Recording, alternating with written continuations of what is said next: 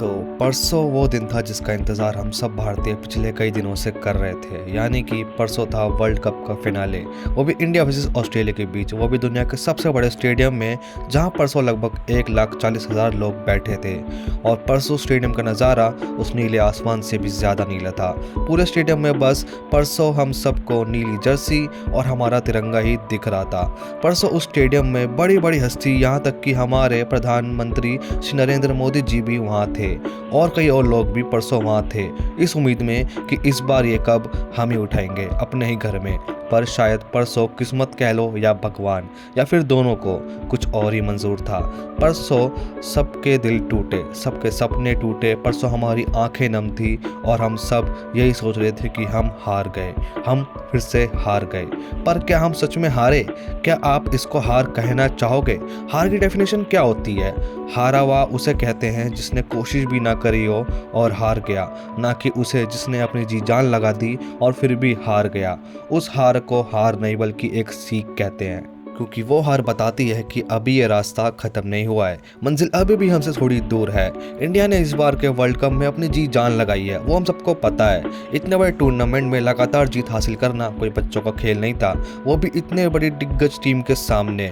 सब लोग परसों एक हार के चक्कर में ये भूल गए कि इस बार इंडिया की टीम ने इस टूर्नामेंट में अपना एक रुद्र रूप दिखाया है, अपनी हर एक पुरानी हार का बदला लिया है। चाहे वो बदला हो न्यूजीलैंड से 2019 का या पाकिस्तान से सालों की चली आई राइवलरी का।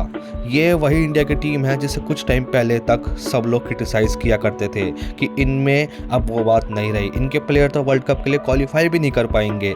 जहां कुछ लोग ने इंडिया के कैप्टन को हमेशा अनफिट बोला, कोहली को क्रिकेट ही छोड़ देने के लिए बोला, हार्दिक को उसकी एक स्टेटमेंट की वजह से इतना हेट दिया, बुमराह की इंजरी पर उसका मजाक बनाया, राहुल को तो टीम का कछुआ बोला, शमी को वाइफ बीटर, देशद्रोही और न जाने क्या क्या बोला। हमारा हर एक प्लेयर किसी न किसी मुसीबत से जूझ रहा था, अपनी प्रॉब्लम्स और जालिम दुनिया से लड़ रहा था, पर फिर भी हर एक बार एक मुस्कुराहट लेकर ग्राउंड पे खेल रहा था। लोगों ने सिर्फ प्लेयर्स को नहीं बल्कि उनकी फैमिली को भी टारगेट किया।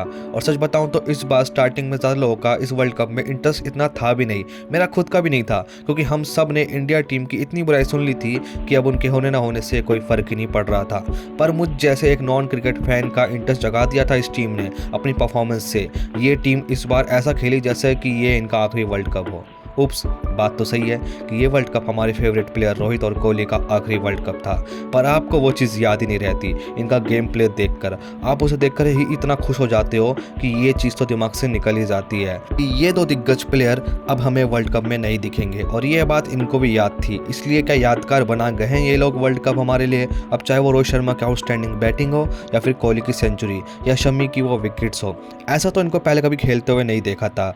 ये लोग वो वजह थे जिनकी वजह से हम सपना देख पाए कि इस बार वर्ल्ड कप घर से बाहर नहीं जाएगा। पर वो कहते हैं ना कि अगर हर सपना पूरा हो जाएगा तो जिंदगी में ख्वाहिश किसकी रह जाएगी, जीने का स्वाद फीका पड़ जाएगा। इस टीम ने अपनी पूरी एड़ी चोटी का जोर लगा दिया था इस बार, लगातार 11 मैचेस जीती। पर जब कुछ चीज़ें किस्मत में नहीं होती ना, तब आप कितने भी हाथ पर मार लो वो आपको नहीं मिलती। अब चाहे वो आपका प्यार हो या फिर इस बार का वर्ल्ड कप। पर इस हार की वजह से हमें ये नहीं भूलना चाहिए कि इस बार का एक्सपीरियंस काफ़ी कमाल का था मैच देखने का।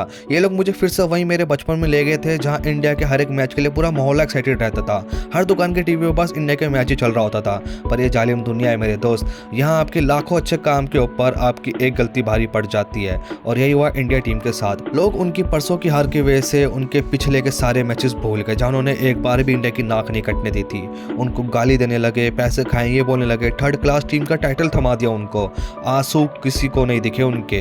खैर, भले ही हम इस बार ना जीते हों, पर अगली बार क्या पता हम अपने विरोधियों के घर से कप को ले आए। कल फिर एक नई सुबह आएगी, एक नई रोशनी के साथ एक नई उम्मीद देकर जाएगी। और हमें उम्मीद कभी नहीं छोड़नी चाहिए, क्योंकि उसी पर तो पूरी दुनिया कायम है मेरे दोस्त। तो आइए इस बुरे वक्त में आप, मैं और हम सब अपनी टीम के साथ रहते हैं और उन्हें फिर से उस मंजिल की तरफ बढ़ते हुए देखते हैं, क्योंकि हम हारे हैं, हार नहीं मानी।